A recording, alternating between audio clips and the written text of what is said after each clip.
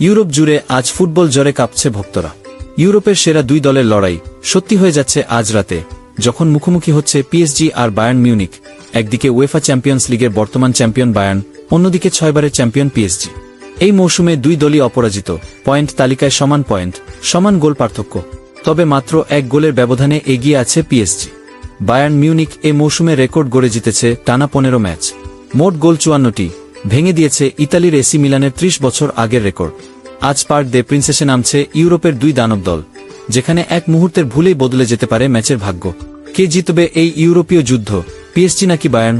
তোমার ভবিষ্যৎ বাণী নিচে কমেন্টে লিখে জানাও।